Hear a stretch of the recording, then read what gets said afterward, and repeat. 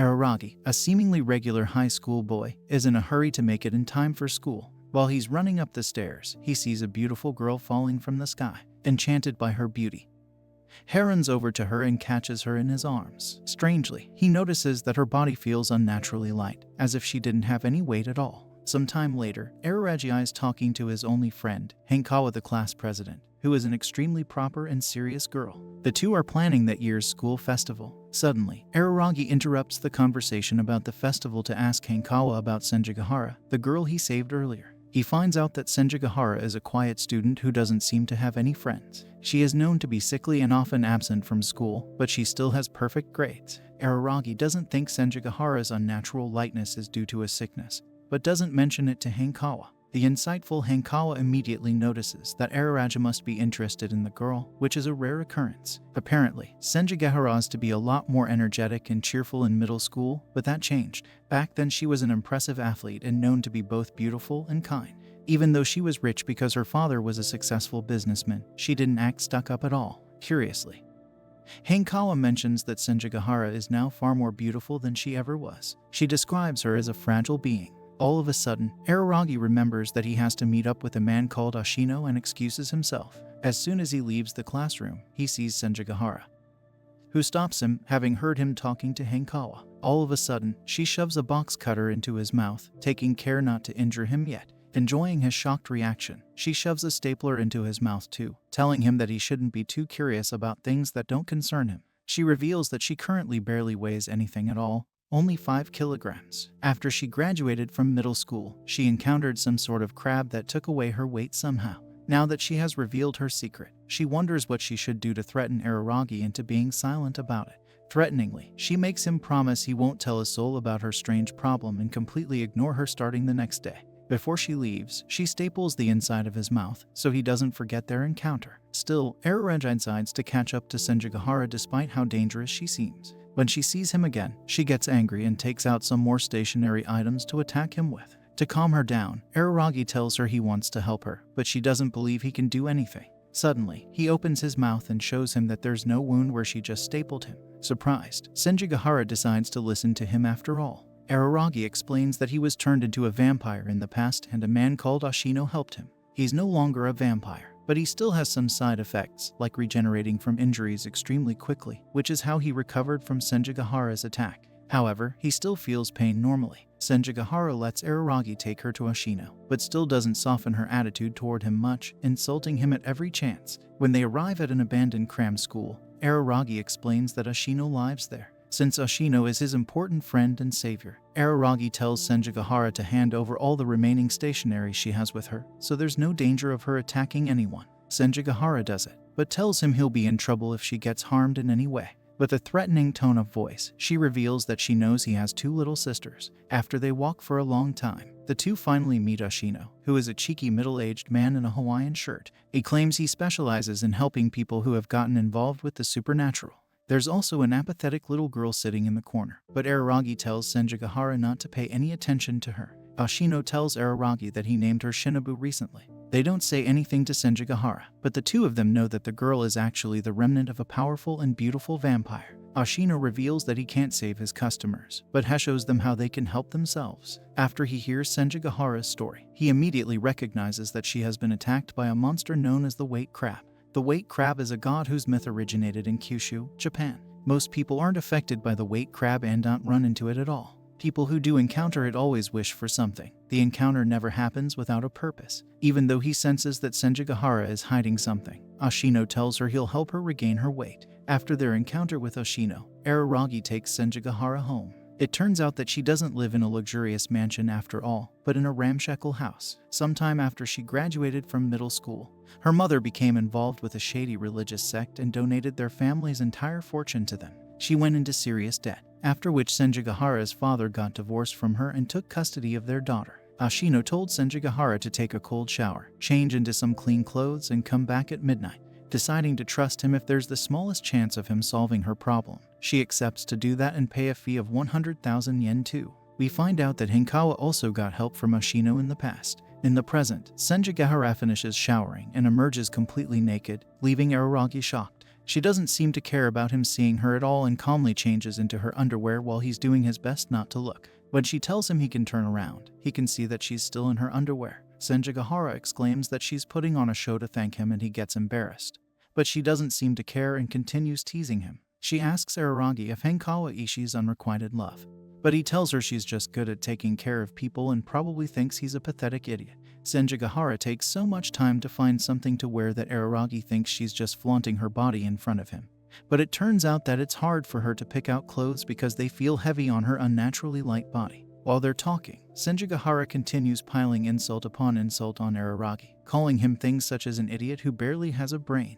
After she has finally finished dressing herself, he takes her back to Ashino on his bike. When they return, they see that Ashino is now dressed like a Shinto priest and looks much neater than before. He reveals that they won't be able to exterminate the weight crab, since it's actually a powerful god, but they can still ask it to return Senjigahara's weight to her. Ashino takes the two high schoolers to the third floor of the building, where he prepared an altar and other things to perform a ritual with. He asks both Senjigahara and Araragi to bow their heads and lower their eyes when they approach the altar. Ashino then gives Senjigahara a sip of sake, since it's said that drinking alcohol brings humans closer to the gods. After that, he helps Senjigahara relax. Once she's calm, he asks her some seemingly random questions, such as her name, the school she goes to, her birthday, her favorite novelist, and other things. In the end, he asks her to tell him about her most painful memory. This makes Senjigahara nervous, and she remembers the time her mother fell into the clutches of an evil cult. Back then, her mother took one of the cult leaders to their house, under the guise of a ritual. The man tried assaulting Senjigahara and she defended herself by stabbing him. She is horrified when she remembers that her mother never came to help her, because Senjigahara injured one of their leaders. The cult punished her mother and put her in debt. Ever since, Senjigahara kept thinking that, if she didn't resist the man's assault, their family wouldn't have ended up broken like it did. Having heard her story, Ashino tells her that she has to accept and bear those feelings, instead of leaving them to someone else. Then, Ashino tells her to open her eyes and look at the altar. At that moment, she sees a monstrous crab that nobody else can see, which makes her shake with fear. Ashino tells her that there's something she has to say to the crab, but she doesn't seem to understand. Suddenly, the crab leaps at her and pins her to the wall. Ashino, still calm, grabs the huge crab and throws it to the ground, freeing Senjigahara. He tells her that he could solve her problem using violence, but she stops him. She tells him she can properly take care of the crab god herself now that she has calmed down. Senjigahara approaches the crab and bows down to it. She apologizes to it and thanks it, explaining that she has to live with her thoughts and emotions instead of trying to push them onto someone else. With her voice shaking, she begs the crab to give her back her weight and the memories of her mother. We find out that Senjigahara fell desperately ill when she was in 5th grade. Because of that, her mother joined the cult. When Senjigahara got better after a major operation, her mother lost herself in the cult even more and the two of them became estranged. Right before Senjigahara graduated from middle school, she was assaulted by the cult leader, which caused her family to fall apart. Soon after, Senjigahara was approached by the weight crab. In the present, Ashino explains that the weight crab is also known as an emotion god. When Senjigahara encountered the crab, she accepted its help and it made her forget the emotions she felt toward her mother, after which she severed all ties with her. That caused her to stop feeling the weight of those emotions. But now she realized she wants the memories of her mother back. After the crab has been dealt with, Senjigahara remains optimistic about the future, thinking that something might change after all. She thinks her experience with the weight crab wasn't pointless, since she found a precious friend in Araragi. When she tells him that she's grateful to him and apologizes for all her insults, he's taken aback, but accepts her friendship. The next morning, when he weighs himself, Araragi sees that he weighs 100 kilograms now, instead of 50, which was his usual weight. One Mother's Day, Araragi goes for a ride on his bike and visits a park that's completely empty of people. Walking around, he sees a little girl with a large backpack, but she soon runs off somewhere. It turns out that he ran away from home after he had a fight with one of his little sisters. At that moment, Senjigahara happens to come by. They make small talk and Senjigahara teases Araragi as much as before. While she's sitting very close beside him and making him nervous, she thanks him again for helping him and tells him she'd like to express her gratitude in some way. Araragi feels like she's about to confess her love to him, but when she tells him she just wants to do something for him so they can start being friends on equal ground, he gets disappointed. She suggests various weird things, such as waking him up naked in an apron for a week or ending all her sentences in "Nai," but Araragi refuses, thinking those ideas are ridiculous. Senjigahara then accuses Araragi of being a virgin, but he also exposes her for having no experience either, but she remains unshaken. Making a more realistic suggestion, she asks Araragi if she can help him with a problem he's having, and he tells her about the fight he had with his little sister. His sisters love their mother very much and she always dotes on them, so Araragi felt especially out of place on Mother's Day and tried to sneak out of the house on his bike that morning. However, one of his sisters, Karen, saw him and yelled at him because she wanted the entire family to celebrate Mother's Day together. Now, Araraja feels like he's small-minded and petty, but doesn't feel like coming back home because he'll have to apologize. Even though she started off wanting to help him, Senjigahara makes fun of him and tells him he has a sister complex, ultimately deciding she can't really help with his issue after all. Instead, she suddenly asks him if he would want a girlfriend, saying that she could help him with that. Getting nervous, Araragi tells her he doesn't want anything like that and suggests she can just buy him a soda sometime. Senjigahara seems a little disappointed, but then Araraja spots the little girl he saw before again. Noticing that she's lost, he tells Senjigahara to wait for him while he asks her what's wrong. As soon as he approaches her and tries greeting her in a friendly manner, the girl tells him she doesn't like him and he goes back disappointed. He tries approaching her once again, but this time she ignores him completely and he goes back again. Finally, he slams the girl's head into the map she was looking at to get her attention and she gets mad at him. She insults him and tells him to go away, but introduces herself as Hachikuji anyway. Hachikuji acts like a precocious brat and starts arguing with Araragi, which makes him angry after a while. They end up fighting and Araragi knocks her out in the end, but realizes he's pathetic for beating up a grade school girl. When Senjigahara joins him to see what the commotion is about, she's really confused by the whole situation, but decides to go along with it. Araraja finds a note with an address Hachikuji is holding. He asks Senjigahara if she knows where the address is and she tells him she can take him there. Waking Hachikuji up, Araragi tells her to follow him and Senjigahara. She accepts, but so enlightens him that she's just a lost snail. Araraja then calls Ashino, who tells him that Hachikuji must have been possessed by a ghost called a lost cow, which can also be read as lost snail. While Senjigahara is leading Araragi and Hachikuji, she comes upon the place where her previous house used to be, which makes her sad. It turns out that the neighborhood has been rebuilt since she was last there. As they continue walking, Hachikuji clings to Araraga's leg, seemingly afraid of Senjigahara. After a while, he asks her what's at the address they're going to, but Hachikuji refuses to tell him at first. When he gives her some money, she immediately tells him her relative called Tsunade lives there. She says it's not her first time going to that address, but she hasn't been there in a while. After some time, Senjigahara realizes they've gone too far and have to go back a bit, since the way to the address is very complicated. When Araragi asks Hachikuji why she's so afraid of Senjigahara, she tells him that Senjigahara seems to think she's in the way and hates her for some reason. Because of that, Araragi asks Senjigahara how she feels about children and she tells him she hates them because she doesn't know how to interact with them. After some time, Senjigahara once again says that they've gone too far somehow and have to go back. She thinks she shouldn't be getting lost in such a familiar area and tries using the GPS on her phone, but she's surprised to see that it's suddenly out of range. Hachikuji then speaks up and says it's probably impossible to reach her destination. She once again says that she's a lost snail and that she'll never be able to return to her mother. In the end, Araragi decides they should consult Ashino. Since Senjigahara doesn't want to be left alone with Hachikuji, she takes Araragi's bike to visit him he lives, while Araragi waits with the little girl. Araragi wonders why Hachikuji called her mother a relative before and she reveals that her father took custody of her, so her mother isn't her mother anymore officially. She would like to visit her mother's home as much as possible, but she can never get there, no matter how many times she tries. Araraja then tries patting her head to console her, but Hachikuji bites him with all her strength, forcing him to knock her out again. Once again, he feels pathetic for fighting with a grade school girl. Suddenly, Hankawa appears and greets him. She went for a walk since she doesn't like spending time at home. He tells her about Hachikuji and her situation. When Hachikuji wakes up and Hankawa greets her, Hachikuji immediately tells her she doesn't like her. However, Hankawa easily manages to handle her and even makes her apologize for biting Araragi. When Araragi tells her they're waiting for Senjigahara, Hankawa excuses herself, not wanting to interfere with them. After she leaves, Araragi gets a call from Ashino. The entity they're dealing with this time isn't a god, but just a ghost. For some reason, Ashino won't tell Araragi any other details and instead sends Senjigahara back with instructions on how to deal with the ghost. Before he hangs up, he explains that Hachikuji can also mean misfortune, but decides to leave the rest of the explaining to Senjigahara. While they waiting for Senjigahara to return, Hachikuji notices that Araragi isn't very fond of his parents and his expression turns melancholy. He tells her that he used to be a good kid who was grateful to his parents until the time he finished middle school. After he entered high school, however, he couldn't keep up with his classes and stopped acting like a good kid because he felt it wasn't worth it in the end.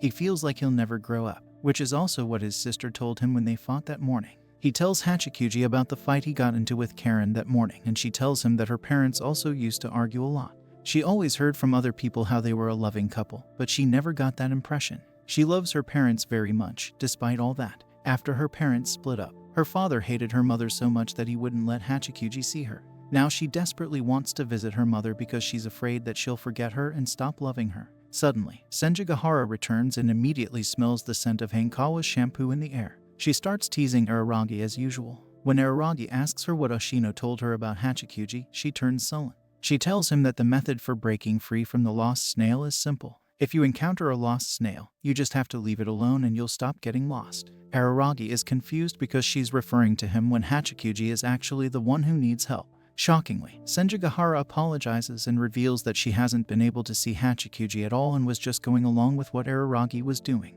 She tells him that Hachikuji is actually the lost snail and he encountered her that morning because he felt like he wanted to get lost and never return home. 10 years ago, Hachikuji's parents split up and she was taken into her father's custody, who didn't let her see her mother anymore. As time passed, Hachikuji was shocked to realize she can't even remember her mother's face anymore. One Mother's Day, she decided to go see her all by herself. However, she was unable to find her mother's house no matter how hard she looked. Then, lost and confused, she accidentally crossed the road at a red light and a car hit her, which killed her. After she died, Hachikuji became an apparition that doesn't let someone get home because she could never get home. She even looks like a snail, considering her hairstyle and large backpack. Araragi refuses to believe that Senjigahara could never see or hear Hachikuji, but she admits that she had no idea what he was doing and who he was talking to the entire time. She thought there was something wrong with her for being unable to see Hachikuji, so she pretended she could. Ashino told her that the condition to meet the lost snail is the desire to not return home.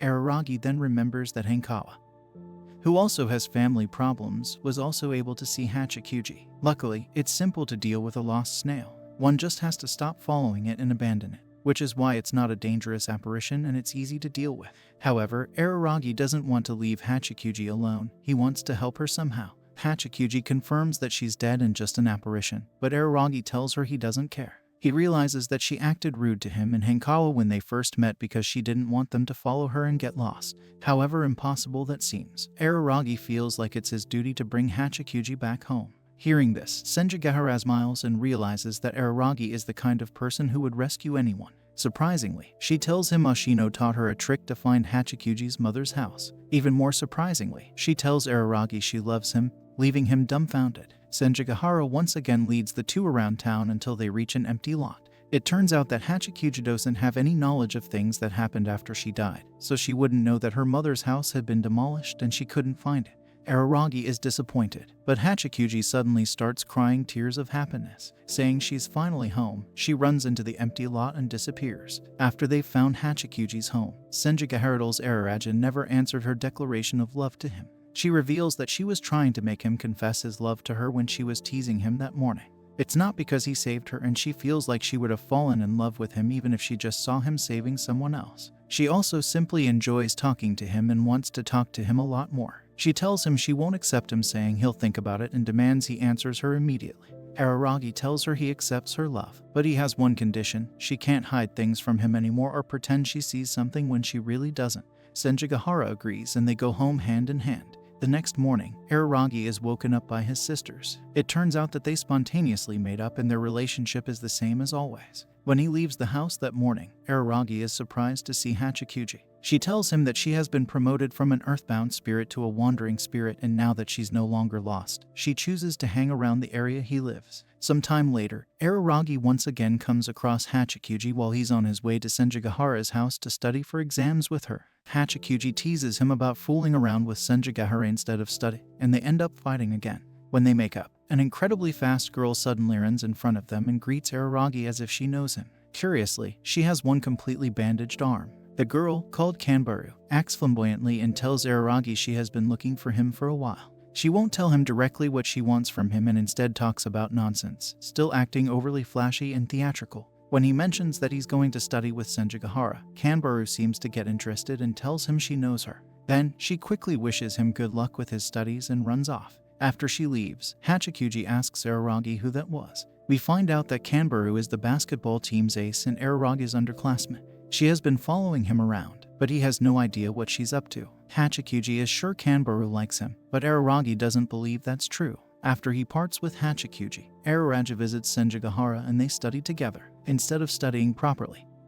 He's distracted by his girlfriend's presence and keeps looking at her. Senjigahara pressures Araragi to tell her what he wants to do after he graduates, but he still can't decide. Senjigahara plans to go to college, but she also wants to walk the same path as Araragi if possible. Even if their career paths diverge, she thinks they could move in together and Araragi gets red in the face hearing that. Suddenly, she tells him that she has never broken up with a boy before and that she doesn't intend to break up with him either, making Araragi realize that both of them have no idea how to express their feelings. As night falls, Araragi remembers that Senjigahara was the ace of the track team in middle school, but she tells him she quit track and has no intention of going back to those days. Then, Araragi asks her if she knows Kanbaru and finds out that they knew each other in middle school. After he asks a couple of more questions about Kanbaru, Senjigahara gets angry. In an instant, she steps on the table and puts her pen close to one of his eyes, threatening to put it out. Araragi is terrified and quickly tells her that Senjigahara is the only one he thinks of in terms of girls and she calms down. Surprisingly, she brings the conversation back to Kanbaru and says that she caused her some trouble in the past, changing her attitude once again. She threateningly asks Araragi why he mentioned Kanbaru in the first place and he quickly explains the situation to her. Calming down once again, Senjigahara reveals that Kanbaru found out about her weight loss problem a year before Araragi did. Kanbaru tried helping her, but Senjigahara threatened her to back off, which is how their short-lived friendship ended. They were close friends in middle school, but Senjigahara now considers them perfect strangers. She thinks that Kanbaru is curious about Araragi because he's her boyfriend and she wants to investigate him. However, Araragi doesn't understand why she would be interested in Senjigahara's boyfriend after so long. Senjigahara then reveals that Kanbaru was looking up to her and basically idolized her. Araragi feels sorry for Kanbaru because Senjigahara drove her off so harshly, but Senjigahara just considers her an annoyance. On his way home, Araragi calls Hankawa to ask her if she knows Kanbaru. Hankawa tells him that Senjigahara and Kanbaru were known as the Valhalla combo because they were both great athletes. She thought they were on good terms and had no idea they had a falling out. Changing the topic to Senjigahara herself, Hankawa tells him that she was also apparently extremely popular with her female underclassmen. She also gives him a warning about Senjigahara. While her and Araragi might seem similarly closed off to people, Araragi just doesn't like interacting with people, while Senjigahara actually dislikes them. Hankawa also warns him about delving too deep into Senjigahara's past. After the call, Araragi wishes he could help Senjigahara regain what she has lost in the past, something he hasn't been able to regain himself either. Before Araragi left Senjigahara's house, she asked him to give an envelope with money to Ashino for his services. Now, Araragi realizes that he left the envelope at her house and turns around to go back. Strangely, he sees a shadowy figure in a raincoat looking at him ominously. In an instant, the figure punches him in the face with incredible force, knocking him back. It continues to beat him up until he's left in a pool of blood on the ground.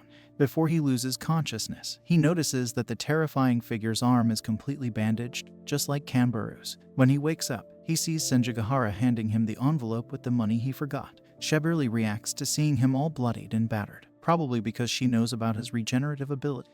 She thinks that a car hit him, but Araragi lies to her, telling her he crashed into a pole while he was riding his bike. When he tells her he doesn't need an ambulance because he'll be fine after lying down for a while, she leaves him there. The next day, Araragi visits Kanbaru's house, which looks very subdued and traditional. When he enters, it's completely filled with books to the point that one can barely move around in it.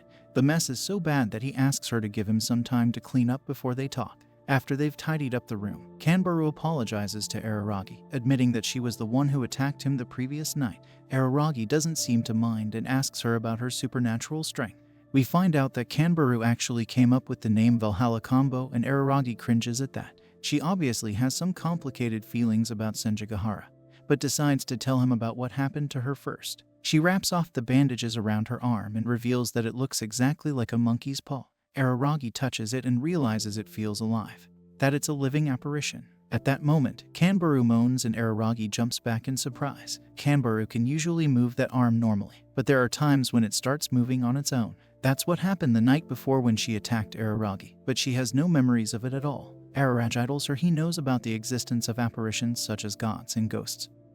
And Kanbaru is relieved because he believes her. Suddenly, Kanbaru reveals that she's a lesbian, making Araragi flustered. Immediately, he concludes that she and Senjigahara were in a relationship. But Kanbaru calms him down. She tells him that her love towards Senjigahara was one-sided. She idolized Senjigahara and felt satisfied just by being able to be by her side. Her feelings toward her were so strong that she was prepared to die for her. However, one day, after Senjigahara gets sick, she completely changed. When she learned about her supernatural problem, Kanbaru thought she had to save her somehow. Even though Senjigahara was always kind to her, when Kanbaru tried to help her, she rejected her. She told her that she doesn't think of her neither as a friend nor even as an underclassman and that she never will. Ever since that incident, Kanbaru kept her distance from Senjigahara, thinking that was the only thing she could do for her. It was impossible for Kanbaru to forget Senjigahara, but if she could help her that way, she thought she could live with that.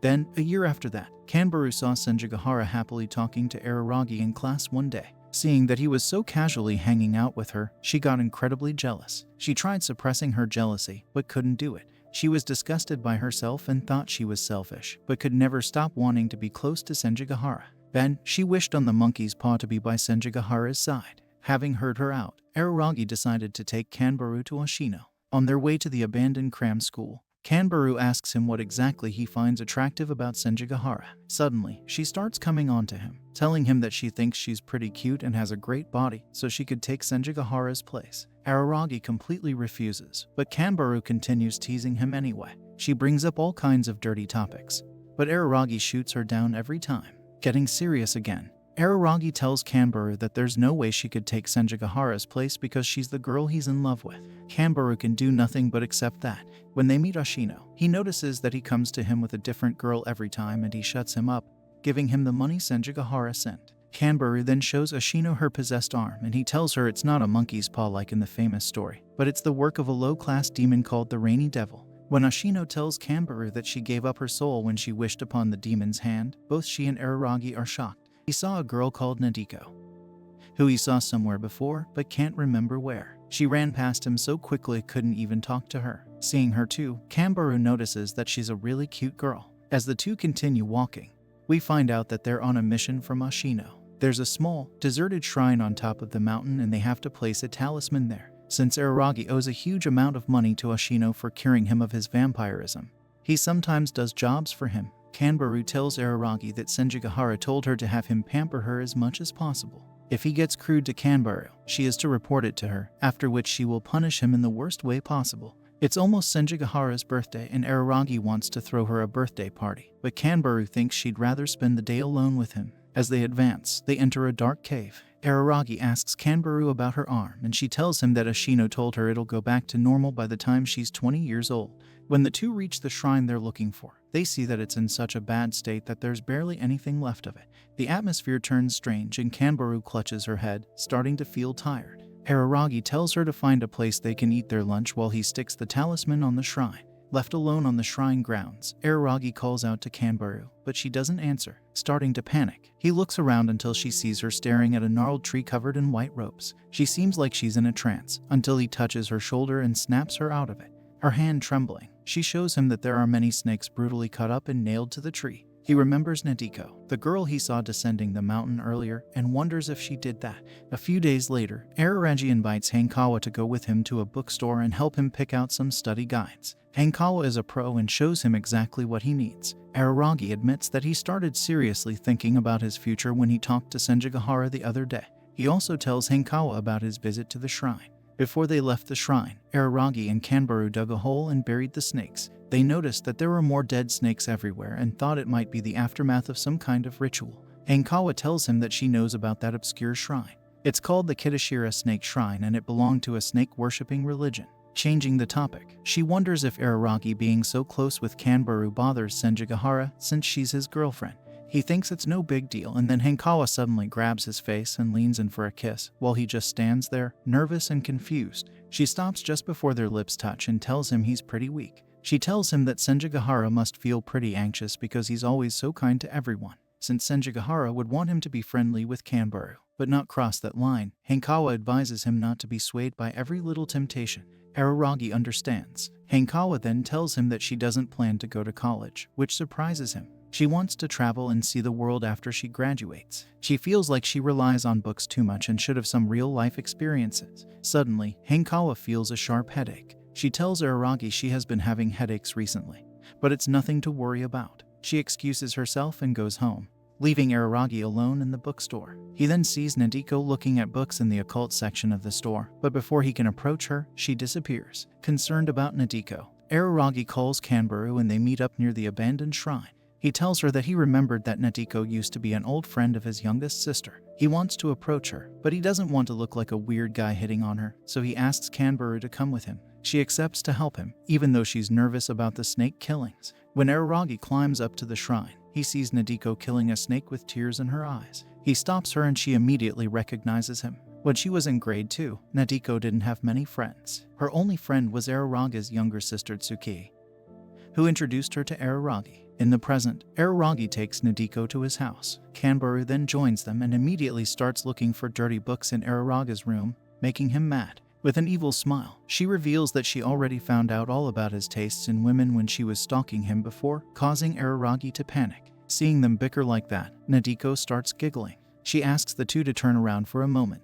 When she tells them they can turn around again, they're surprised to see Nadeko aside from wearing a pair of bloomers. Kanbaru says that she lent her a pair of her own bloomers so that Araragi wouldn't see her panties. Looking more closely, they realize that Nadeko is covered with strange markings shaped like snakes. Starting to cry, Nadeko desperately begs Araragi to help her get rid of the markings. Visiting Ashino, Araragi finds out from him that Nadeko is dealing with a snake spirit called a Jajiranawa. It's an apparition that is dispatched by a person's malice. That makes sense to Araragi because Nadeko told him that a friend of one of her classmates put a curse on her. The boy that friend had a crush on confessed his love to Nadeko, and she turned him down, not knowing about that whole situation. However, a Jajiranawa isn't something an amateur can control, so Ashino is suspicious. When Nadeko realized a curse had been placed on her, she read a book about curses and started doing rituals to lift the curse, which is why she was killing snakes. However, her condition has been getting worse since she started doing that. Surprisingly, Ashino tells him that she was doing the correct ritual, but she must have made some kind of mistake.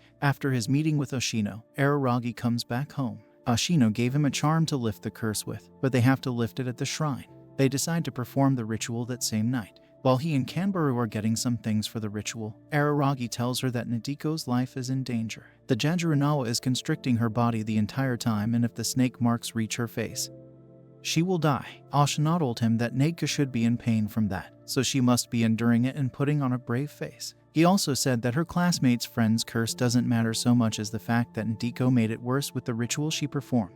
Usually, there are no malevolent spirits at that shrine, but because Shinobu arrived in the town recently, various spirits began gathering there. She's a vampire, the king of apparitions, so they were attracted to her. Since the Jajiranawa was at the shrine when Nadeko was killing those snakes, it targeted her. She was unlucky because she wouldn't be attacked at any other place. Kanbaru wonders if it's risky to perform the ritual to lift the curse at the same shrine, but Araragi tells her it should be fine if they follow the proper procedure. After they've prepared, the three head out. On the way to the shrine, Araragi asks Nadeko if she's in pain, and she admits it feels like she's being squeezed. Araragi then tells her it's okay for her to say she's hurting when she's in pain. Climbing to the top of the mountain, Araragi and the girls are almost at the abandoned shrine. Araragi asks Nadeko why she turned down the boy who confessed to her, and she tells him there's someone else she likes. Suddenly, she asks him how much of the past he remembers, and she's disappointed when he tells her he doesn't have a very good memory. Nadeko admits that she remembers him clearly because she never really played with anyone else other than him and his sister Tsuki. Nadeko and Tsukiha then split up when they started going to middle school, leaving her alone again. A little bit ominously, Nadeko admits she was envious of her because she had a big brother. At the shrine, Araragi is outraged because Kanbaru gave Nadeko a school swimsuit to wear during the ritual. Kanbaru claims she's just accommodating for his taste, and he gets mad at her. Araragi gives Nadeko the charm Ashino gave him and tells her to close her eyes, control her breathing, and pray to whatever she wants. Before Nadeko starts, she tells Araragi to keep his eyes on her during the ritual. Then, Nadeko kneels and starts praying. She wishes Araragi would look at her and remembers meeting him for the first time. She liked him because he was kind and didn't bully her like the other kids. She wished she had a nice older brother like Tsukihi does and asked Araragi if she can call him Big Brother. In the present, the charm Nadeko is holding starts glowing and the snake marks start disappearing from her body. Araragi and Kanbaru are relieved, but Kanbaru is concerned they'll owe even more money to Ashino than they already do. Araragi tells her it's fine since they purified the shrine from all the spirits that gathered there and actually did Ashino a favor. After a while, Naka starts breathing heavily and Kanbaru notices she's suffering. She asks Araragi if there's a way to remove the Jajiranawa all at once, and he tells her that he has the ability to touch it, according to Ashino. However, Ashino also told him that the Jajiranawa would then start attacking him instead. Even if he managed to shake it off, the snake spirit would then attack the person who cursed Nadeko in the first place. Ashino also advised Araragi to stop getting involved with the supernatural and try to help everyone he meets. It's dangerous, and there will come a time when Ashino won't be there to help him. Araragi thinks he can't just ignore people and they're in trouble. He also tells Ashino he can't really exorcise apparitions because he's 1/10 apparition himself. Ashino then tells him that he could go back to being completely human if he just abandoned Shinobu, but Araragi knows that already. In the present, Nadeko starts screaming in pain and convulsing, making Araragi realize something. It turns out that the boy who Nadeko rejected cursed her too, and there are actually 2 Jajiranawas. So the one charm they brought isn't enough. Araragi runs up to Nadeko, who seems like she's in a coma, having no other choice. He grabs one of the spirit snakes and starts grappling with it. He gets bitten a number of times and has a hard time after the second snake starts attacking him too. He manages to free himself and defeat one of the snakes, but the other snake is invisible, so he can just barely see them moving through the grass and dust. He does his best to concentrate, but the Jajiranawa venom makes him collapse. He still tries fighting with his last remaining strength, but Kanbaru tackles him, enabling the snake to escape. She tells her he has to stop moving so the venom doesn't spread. Araragi is concerned because the snake will head back to the boy Nadeko rejected, and Kanbaru shuts him up by telling him he's choosing the wrong person to save. With tears in his eyes, Araragi begs Kanbaru to forgive him for involving her in such a dangerous ordeal. However, Kanbaru is just happy that Nadeko is fine again. Nadeko thanks Araragi for his help, but he doesn't feel he deserves it since he even tried to save the person who cursed her in the first place. Visiting Ashino,